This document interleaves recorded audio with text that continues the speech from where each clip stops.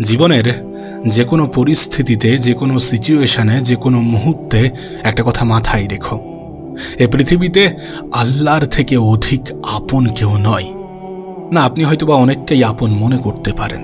আপনার পরিবার আছে, আপনার বন্ধু বান্ধব আছে, আপনার আত্মীয় স্বজন আছে, হতে পারে এদের মধ্যে আমাদের আপনজন আছে, কিন্তু সব থেকে বেশি আপন, সব থেকে বেশি প্রিয়, সব থেকে বেশি কাছের রব ছাড়া কেউ নয়। আসলে প্রকৃত অর্থে একটা জিনিস হয়তো আমাদের মানতে খারাপ লাগবে, কিন্তু বাস্তবতা এটাই যে আপনি যাদেরকে আপন মনে করেন, আপনার মৃত্যুর পরে আপনাকে ভুলতে এদের খুব একটা বেশি সময় লাগবে না। মানুষ মৃত ব্যক্তিকে খুব দ্রুত ভুলে যায়। আপনার পরিবার খুব আপন না, অবশ্যই তারা আপন, কিন্তু কতটা এটা তখনই আপনি বুঝতে পারবেন যখন আপনার বয়সটা বৃদ্ধি পাবে, কিন্তু আপনি বাড়িতে বেকারভাবে থাকবেন। আপনি কোনো কাজ করবেন না, আপনি কিছুই করবেন না, কিছুই পাবেন না, কিছু করতে পারছেন না। সেই পরিস্থিতিতে আপনি বুঝতে পারবেন আপনার পরিবারের মানুষজন আপনার কতটা আপন। ঠিক আছে, তারা আপন, কিন্তু তারা কি সব থেকে বেশি আপন? যদি সব থেকে বেশি আপন হয়, তাহলে আপনি চেষ্টা করছেন, তারা দেখছে, তারপরেও তারা সব কিছু জেনে শুনে কিভাবে আপনাকে অপমান করতে পারে। আর যারা পিতা মাতা, তারা যদি মনে করে যে আমাদের সন্তানরাই আমাদের সব থেকে বেশি আপন, তাহলে তারা হয়তোবা এই সমাজের দিকে তাকাচ্ছেন না। সমাজের পরিস্থিতি, বর্তমান সমাজের পরিস্থিতির দিকে তারা হয়তোবা তাকাচ্ছেন না। যদি তাকান, তাহলে দেখতে পাবেন যে সন্তানরা কতটা আপন। এই সমাজের এতটা বৃদ্ধাশ্রম পরিচয় দেয় সন্তানরা বাবা মায়ের কতটা আপন। আমি বলছি না যে তারা আপন নয়, যেহেতু আল্লাহ আপনার সাথে তার একটা সম্পর্ক গড়ে দিয়েছে, তাদের একটা সম্পর্ক গড়ে দিয়েছে, তারা আপনার আপন, অবশ্যই আপন। কিন্তু সব থেকে বেশি আপন, সব থেকে বেশি প্রিয়, সব থেকে বেশি কাছের যদি কাউকে বোঝাতে হয়, তাহলে সেটা রব ছাড়া এই পৃথিবীতে আর কেউ নয়।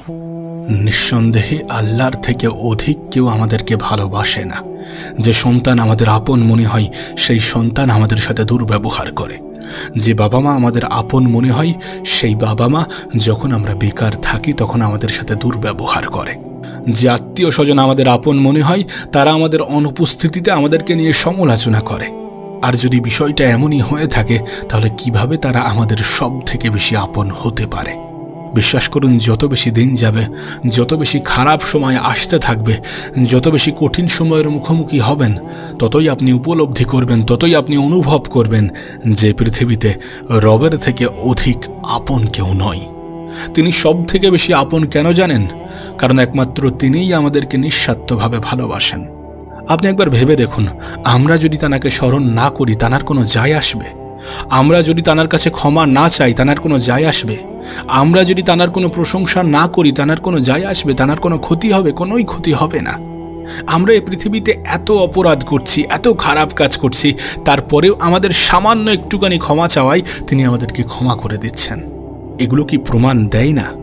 এগুলো কি আপনার কাছে প্রমাণ মনে হয় না? এ পৃথিবীতে যখন কোনো মানুষের কাছ থেকে আপনি আশা করবেন, তখনই আপনি হতাশ হবেন, তখনই আপনি মন খারাপ করবেন, তখনই আপনি কষ্ট পাবেন। কিন্তু রবের কাছ থেকে কিছু আশা করলে তিনি আমাদেরকে কখনোই কষ্ট দেন না। নিঃসন্দেহে তিনি আমাদেরকে আমাদের থেকেও কোটি কোটি গুণ বেশি ভালোবাসেন। যেটা আমরা উপলব্ধি করি না, যেটা আমরা অনুভব করি না, যেটা আমরা অনুভব করতে চাই না, যেটা আমরা উপলব্ধি করতে চাই না, যেটা আমরা বুঝতে চাই না। আসলে আমাদেরও একটা বাজে অভ্যাস আছে।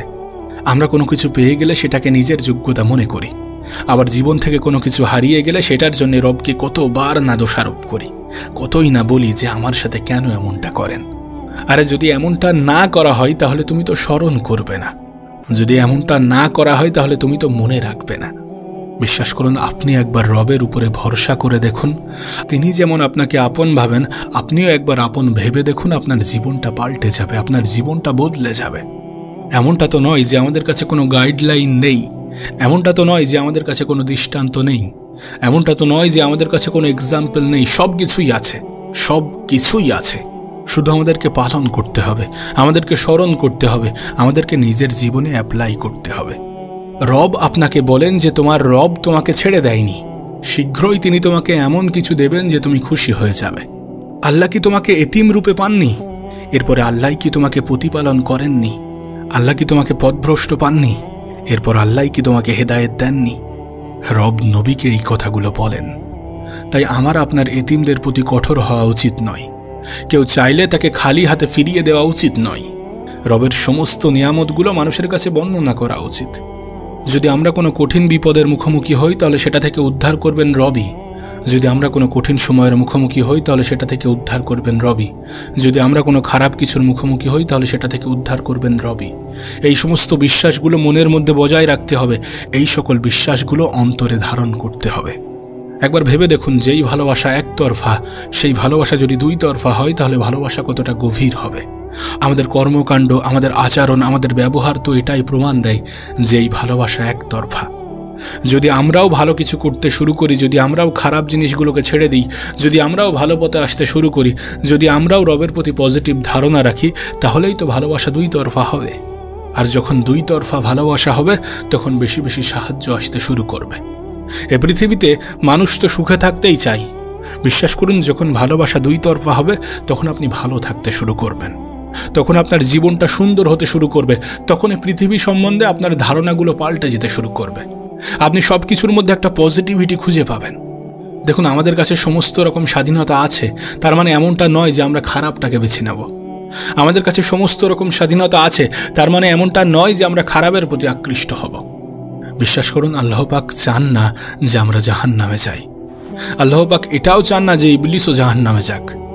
যদি এমনটা না হতো তাহলে আমার আপনার এত বড় বড় অপরাধ, আমাদের এত বড় বড় অপরাধ সামান্য ক্ষমা চাওয়ায় তিনি কিভাবে ক্ষমা করতেন?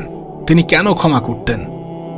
ধরেন কোনো একজন ব্যক্তি মরুভূমিতে আছে, তার উট হারিয়ে ফেলেছে। এখন উট সমস্ত রাস্তা চেনে, উটেরা মরুভূমিতে রাস্তা চেনে।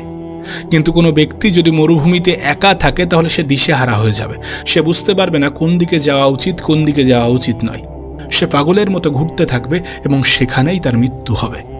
এখন সেই ব্যক্তি জানে যে আমার মৃত্যু নিশ্চিত, আমি মারা যাব। তখন সেই ব্যক্তি যদি হঠাৎ করে তার উট ফিরে পায় তাহলে সে কিরূপ আনন্দ করবে? সে এতটা আনন্দে আত্মহারা যে আনন্দে বলছে, আল্লাহ আমি আপনার রব, আপনি আমার বান্দা। মানে এতটা আনন্দ পেয়েছে তার মাথায় কোনো কাজ করছে না। এ পৃথিবীতে যখন কোনো মানুষ দীর্ঘদিন ধরে খারাপ কাজের সাথে যুক্ত হয়, দীর্ঘদিন ধরে রবকে ভুলে থাকে, তারপর হঠাৎ করে যখন কোনো একদিন রবকে স্মরণ করে, তানার শরণাপন্ন হন, তানার কাছে তওবা করেন, তখন তিনি অনেক অনেক বেশি খুশি হন। যে ব্যক্তি মৃত্যু থেকে ফিরে এসেছে সেই ব্যক্তির থেকেও হাজারো গুণ বেশি খুশি হন আমাদের রব, আমাদের আল্লাহ, যখন আমরা তওবা করি, যখন আমরা তানার শরণাপন্ন হই। সেই জন্য আপনি আপনার খারাপ সময়ে রবকে একবার স্মরণ করে তো দেখেন, একবার তানার শরণাপন্ন হয়ে তো দেখেন, একবার তানার প্রশংসা করে তো দেখেন। কে জানে, হয়তোবা যতটা চাইছেন তার থেকেও হাজারো গুণ বেশি আপনি পাবেন। হয়তোবা যেটা চাইছেন তার থেকেও উত্তম জিনিস আপনি পাবেন। চাওয়ার জায়গা তো সেখানে। প্রকৃত অর্থে তানার কাছেই তো চাওয়া উচিত, প্রকৃত অর্থে তানার কাছেই তো হাত পাতা উচিত, প্রকৃত অর্থে তানার কাছেই তো নত হওয়া উচিত। একবার হয়ে দেখেন, একবার স্মরণ করে দেখেন, একবার মনে এই বিশ্বাসটা এনে দেখেন যে রব আপনাকে ভালোবাসেন।